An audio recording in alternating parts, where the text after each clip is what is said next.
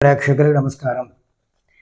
మనకి గోచార రీత్యా జూలై 1వ తేదీ నుంచి 31వ తేదీ వరకు వృషభ రాశి వారికి ఏ విధంగా ఉంది అంటే, గ్రహస్థితి సహజంగానే ప్రస్తుతానికి ఉన్నటువంటి సందర్భంలో శని మీనంలోను, రాహు కుంభంలోను, మిథునంలో గురుడు ఉన్న సందర్భంలో రవి 16వ తేదీన జూలై 16వ తేదీ కర్కాటకంలోకి సాయంత్రం 5:32 ప్రవేశిస్తాడు. కుజుడు 28వ తేదీ కన్యలో 7:59 రాత్రి ప్రవేశిస్తాడు.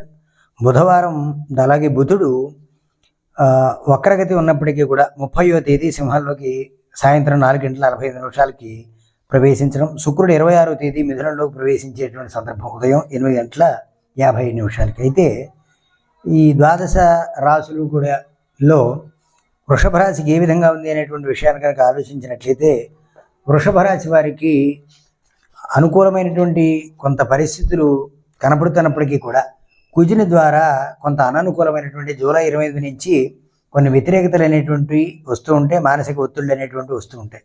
అలాగే జూలై 16వ తేదీ నుంచి అనుకూలమైన పరిస్థితి గతం నుంచి ఎప్పటి నుంచో మీరు అనుకున్నటువంటి ప్రభుత్వం ద్వారా రావాల్సినటువంటి లావాదేవీలు ఏవైతే ఉన్నాయో అవన్నీ కూడా సఫలీకృతం అయ్యేటువంటి విధంగా అధికారులు మీ మాట వినేటువంటి పరిస్థితులు ఏర్పడతాయి.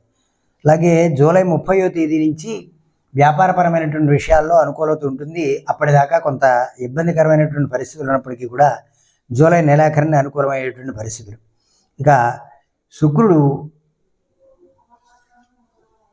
అనుకూలమైనటువంటి పరిస్థితుల్లో మీరు ఏవైతే అలంకార వస్తువులు కొనుక్కోదలుచుకున్నారో అవన్నీ కూడా అనుకూలత ఏర్పడేటువంటి పరిస్థితులు కూడా కనపడుతున్నాయి.